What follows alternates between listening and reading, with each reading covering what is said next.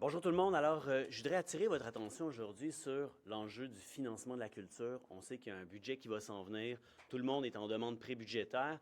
Et là, le milieu des arts est en train d'exprimer quelque chose de fondamental pour l'avenir de la culture et de l'identité québécoise.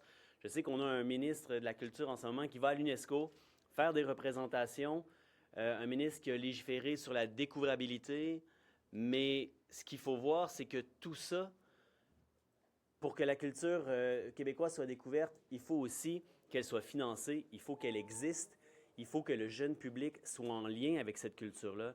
Et la demande du milieu culturel aujourd'hui, relayée par différents syndicats d'artistes, notamment dont l'UDA, c'est que le budget du Québec accorde 3 de son budget d'ici 2029 à la culture. Et ça, c'est absolument essentiel.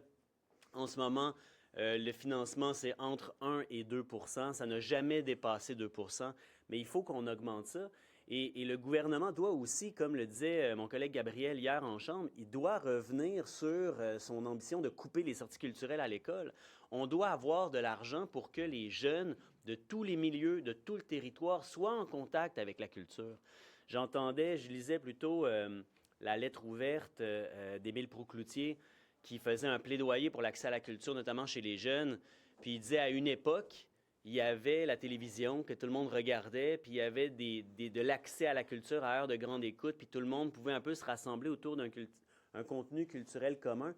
Mais aujourd'hui, ça n'existe pas. Tout le monde est sur des écrans avec des algorithmes différents qui nous amènent pas sur un terrain culturel commun. Et la culture, le financement, notamment des arts vivants, ça peut permettre ça. Ça peut permettre qu'on ait encore quelque chose de commun au Québec, l'unité nationale, l'identité, la culture. Alors, c'est absolument fondamental et j'espère que le gouvernement va entendre ça parce qu'il se dit nationaliste. Il prétendait il y a 8 ans dire on va défendre l'identité québécoise. Il faut que ça paraisse dans le budget qui s'en vient. Merci, Sol. Bonjour tout le monde. Écoutez, hier marquait la fin des consultations sur le projet de constitution de Simon-Jolin Barrette, puis une chose est claire, il n'y a aucun consensus, puis il n'y a certainement pas la légitimité d'aller de l'avant. Il reste une seule chose à faire, c'est de retirer son projet de constitution. Un point, c'est tout. Sur la question spécifique du droit à l'avortement, sa future chef, elle veut enfin, elle aussi, retirer l'article 29, l'article sur l'avortement. Ce changement de position fait suite aux revendications de tous les groupes de femmes, tous les groupes de défense des femmes qui sont venus en consultation, le Collège des médecins, le barreau, le protecteur du citoyen, et j'en passe, c'est unanime. Tout le monde est d'accord. Je rappelle aussi que ma collègue Ruba Gazal tient actuellement une pétition signée par plus de 60 000 Québécois, Québécoises qui demandent aussi le retrait de l'article 29. Sincèrement, je ne comprends pas pourquoi Simon-Jolin Barrette refuse d'écouter les femmes, y compris sa potentielle future chef, en se targuant d'être souverain sur une constitution qui serait supposée être celle des Québécois et des Québécoises, qui serait supposée être celle qui nous fédère, alors qu'il n'en est rien. Ce document-là, cette proposition-là ne fédère personne. En quel nom est-ce que Simon-Jolin Barrette peut ignorer les femmes d'une telle façon? C'est inacceptable, c'est indigne des fonctions qu'il occupe. Aujourd'hui, on va déposer une motion à l'Assemblée nationale pour mettre fin au débat, retirer l'article sur l'avortement pour de bon, pour qu'enfin on écoute les femmes, une fois pour toutes, les consultations, le suspense et le mauvais film ont assez duré. Merci. Pas de ça en même temps. Comment vous expliquez l'entêtement du ministre? Je suis incapable de l'expliquer. Il fait l'unanimité contre lui sur ce dossier-là. Sa potentielle future patronne est claire aussi. Je veux dire, il ne reste plus qu'une chose à faire, là. Arrêtons le débat, arrêtons le psychodrame, retirons ça rapidement, qu'on avance sur d'autres choses. Puis c'est la même chose pour le projet de constitution qui, lui non plus, ne fait pas du tout consensus. C'est plus clair que jamais que c'est une constitution, pas du Québec, mais de Simon-Jolin Barrette. Il s'en est dit lui-même le grand souverain. Alors, il n'y a rien là-dedans qui fédère un peuple, ou bien au contraire. Est-ce qu'on devrait réduire le salaire des médecins spécialistes pour réinvestir dans le réseau de la santé? Je suis content que vous posiez la question. Ça fait des mois qu'on parle que de salaire. Et depuis le PL19, là, qu'on a tranquillement connu des petites brides de la FMOQ puis de l'entente, on se rend compte que toutes les garanties que les patients ont obtenues, là, finalement, sur l'inscription des 500 000 patients, c'est l'envoi de lettres. La ministre nous l'a confirmé, là, un patient va être réputé inscrit, check, du moment où il y a une lettre qui est envoyée. Donc là, on va pouvoir débattre, là, puis moi, je suis pas à la table de négociation. Hein, fait que 5, 8, 10, 11, 12 15 de hausse salariale, où est-ce qu'ils sont les garanties d'accès aux soins pour les patients? Les salles d'op ne roulent pas parce que le staff n'est pas là, parce que le staff épuisé et non reconnu a accepté les conditions du privé, on les comprendra. Et là, les salles privées, les salles d'op privées qui nous coûtent plus cher sont en train de rouler alors que nos salles d'op roulent au ralenti. Fait qu'on peut-tu parler de l'accès aux soins? On peut-tu parler de la réorganisation des services? Puis on peut-tu s'assurer qu'il y ait des garanties dans cette entente-là? Parce qu'avec la FMOQ, vraisemblablement, il n'y en a pas de garantie. Puis il y a encore des patients du Québec qui vont attendre. On ne sait même pas si ça va être des inscriptions collectives ou individuelles pour les 500 000 nouveaux patients. En fait, la ministre a dit tant mieux si c'est collectif, si c'est individuel. Ça veut dire une prise en charge. Du collectif, là, ça veut juste dire vous êtes affilié à un GMF, puis quand vous aurez un problème, peut-être vous appelez, peut-être vous aurez un rendez-vous, peut-être pas. Puis en échange de ça, on va donner une enveloppe additionnelle de 72 millions. Ça, c'est 150 pièces pour l'envoi d'une lettre par personne. Chaque lettre, c'est ça que ça amène, sans garantie de soins. La même question se pose pour les médecins spécialistes. Je vous relance sur le salaire, M. Cléch-Rivard. C'est quand même la Fédération qui demande ça, une augmentation salariale. Pensez-vous que tous les médecins spécialistes, la majorité, c'est ça qu'ils veulent, une augmentation salariale comme ça, ou c'est une affaire de fédération? Je ne suis pas ni dans la fédération, ni dans l'étape de négociation, mais ce qui est clair, c'est que les médecins veulent pouvoir travailler. Moi, je les entends. Ça bug sur l'accès aux salles d'op. Moi, les médecins à qui je parle, c'est ça qu'ils me disent. Moi, ils ne me parlent pas de salaire, les médecins à qui je parle. Il y en a-tu? Je ne sais pas qui leur dit ça. Moi, je ne suis pas à la fédération, je ne consulte pas les membres. Moi, les médecins que je consulte, les médecins spécialistes, me disent on veut être capable de faire notre job. On me donne des fois une journée de plateau par mois. Pendant ce temps-là, qu'est-ce que vous pensez que je vais faire? Bien sûr que je vais aller faire mes chirurgies au privé où je suis capable de rouler les salles. C'est ça qu'on me dit. Et il y a plein de spécialistes qui, tout ce qu'ils me disent, c'est on peut-tu travailler? Dans une entente salariale bonifiée, là, qu'est-ce qui va faire qu'ils sont plus capables de travailler? C'est ça la question que je pose. Le discours de la FMSQ au début, à l'automne, où la FMSQ disait ce n'est pas une question d'argent, c'est une question de ressources. Là, la FMSQ ne parle plus de ressources, puis paraît-il que Québec a pris des engagements. Et donc, tout d'un coup, c'est une question d'argent. Notez-vous un changement de discours du côté de la FMSQ? Moi, je ne sais pas c'est quoi les engagements du gouvernement, puis même l'entente avec la FMOQ, on ne l'a pas. Puis celle avec la FMSQ, on ne l'aura pas non plus. Fait qu'il va falloir, nous autres, sur la base de supposés engagements qui vont arriver quand, là, par ailleurs? La ministre Bélanger s'est engagée à l'inscription de 500 000 patients au 30 juin. Moi, je vais être où le 30 juin? Je vais être déjà en campagne. Vous ne serez pas ici, on ne sera pas ici. Puis il n'y a pas grand monde qui vont pouvoir les tenir imputables de ce qu'ils ont dit, mis à part, évidemment, des débats qu'on fera. Mais c'est la même affaire qu'ils vont pelleter par en avant. Moi, je pense que les Québécois et Québécoises payent déjà très cher. Très, très cher pour un système de santé qui ne leur donne pas leur monnaie de leur pièce. Donc, oui, ils payent trop cher. Je répète ma question parce qu'on n'a pas répondu. Pour Québec solidaire, est-ce que les médecins spécialistes devraient laisser une partie de leur salaire sur la table afin d'aider à reconstruire ce réseau qui, comme on voit, là, est en décrépitude? Je pense qu'on ne peut pas du tout délier les deux questions. Mais moi, je n'ai pas l'ensemble du portrait. Fait qu'est-ce que si une partie de cet argent-là irait directement à l'accès aux soins, c'est garanti puis on aurait des soins, alors je pense que oui. Mais je ne l'ai pas, l'ensemble du portrait, puis je ne suis pas à table de négo. Donc, quand on aura les détails, ou si on aura les détails, puis que la réduction de 2 points de pourcentage de l'enveloppe permet d'investir ça pour ouvrir les salles d'op, je vais applaudir. Mais je ne sais pas c'est quoi le deal. Le millier de médecins qui se désaffilient du réseau public, ça ne doit pas aider, ça non plus? C'est une catastrophe. On est passé de 500 omnis à 700 omnis en un an. 200 omnis de plus qui ont quitté le réseau public. C'est une catastrophe. Plus de 95 % des omnis privés au Canada sont au Québec. C'est une catastrophe. La ministre possède les outils législatifs dans la loi pour freiner ça. Comment ça se fait-il qu'ils ne l'ont pas fait? Et évidemment que tout ça, c'est le résultat des dernières 3 réformes, des derniers projets de loi, de l'attitude confrontationnelle de l'ex-ministre Dubé. Et tout ça a fait une désaffiliation puis une démotivation du réseau. Je salue l'approche de Mme Bélanger, beaucoup plus consensuelle. Ceci dit, les résultats vont devoir être attendus, puis il va falloir qu'on puisse juger selon les résultats. Mais c'est une catastrophe. Chaque médecin omni au public voit environ 1000 patients. 1000 patients, là, fois 700, là, on règle une grosse partie de l'accès aux soins de santé.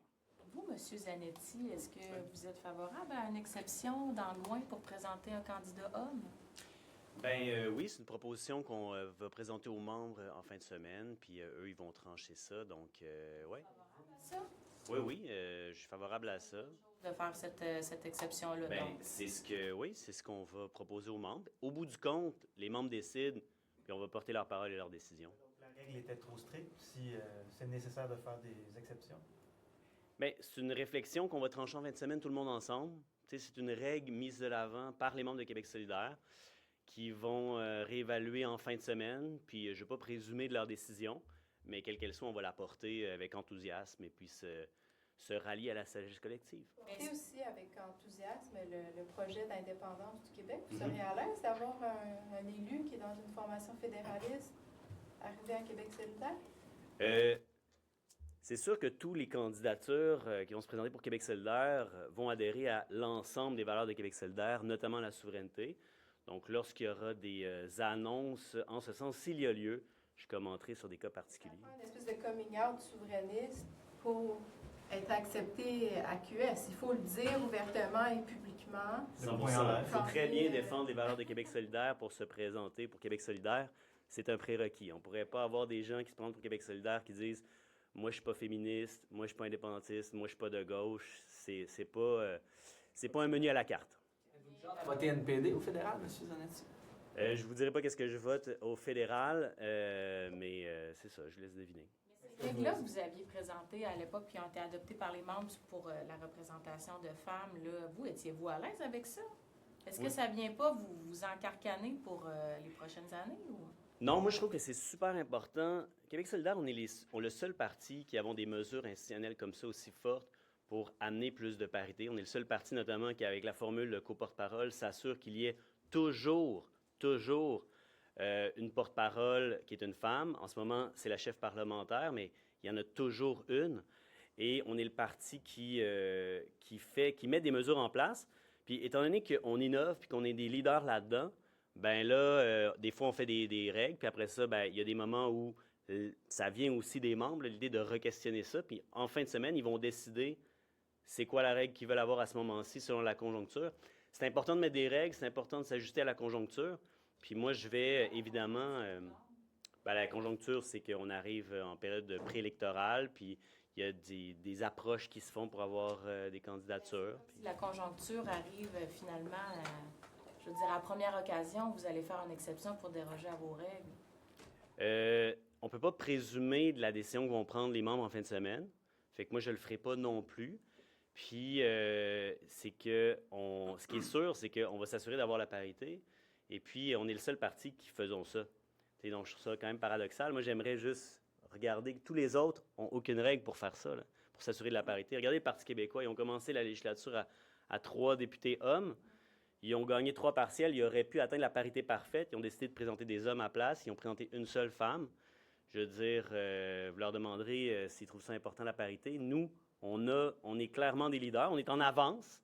Puis, on fait des essais.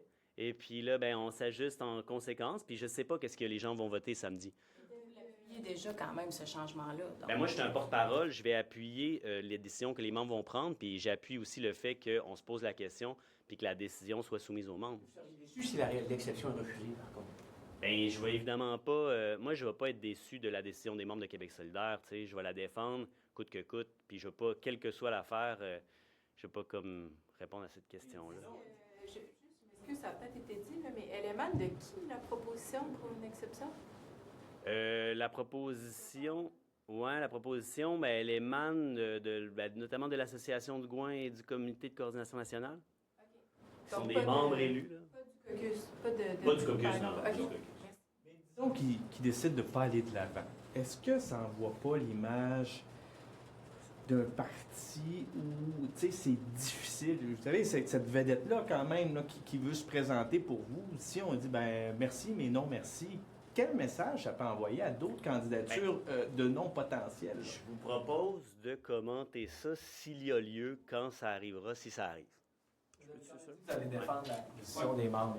Est-ce qu'il n'y a pas un danger, justement, que ça vienne nuire au leadership à la tête de Québec solidaire? Moi, je vais être très clair. Là. Moi, je suis pas porte-parole, là, je suis député puis je suis membre du caucus. Moi, j'espère formellement que les membres acceptent la proposition et je serais très déçu si elle n'est pas retenue. Je le dis, je l'appuie. Maintenant, le porte-parole va défendre la position des membres. Moi aussi, je vais la défendre. Mais je suis capable très clairement de dire que si on passe à côté de cette chance-là, d'un candidat exceptionnel, je pense personnellement, à mon nom personnel, qu'on fait une erreur. Donc moi, je vais prendre la parole. Si elle me l'est donnée, je pense que oui. Et je vais affirmer haut et fort ce que je pense. Je ne me gênerai pas de dire ce que je pense.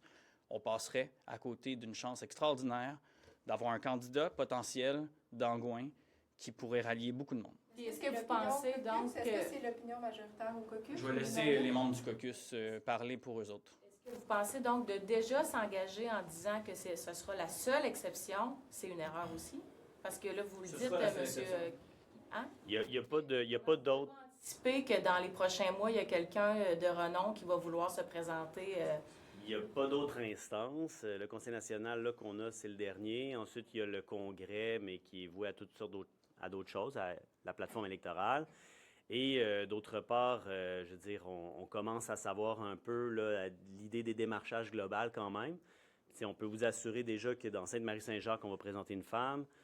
Dans Sherbrooke, dans Rosemont, dans Maurice-Richard. Toutes les circonscriptions actuellement détenues par Québec solidaire dont les députés ne se représentent pas. Donc, on va avoir... Oui, ça va être des femmes. Ça, on le confirme. Donc, il n'y a rien d'autre de prévu à ce sujet. The journal reported that more than 1,000 doctors left the public network. What does this say about the state of our healthcare system and what needs to be done? It's a catastrophe. This is 200 more Omnis family doctors over the last year. 95% plus of family doctors in Canada are within Quebec, within the private system. It's unacceptable. Every year we're losing so much more family doctors, and this jeopardizes the access to public health care. The government needs to do actions right away. The law is providing actions for the government to act, and this departure towards the private system has to stop right away. It's a catastrophe. Each and every of those doctors are capable of taking care of about 1,000 patients. If we're losing so much every year, it is going to be, and it is a catastrophe for the public health care system. Perfect. Merci.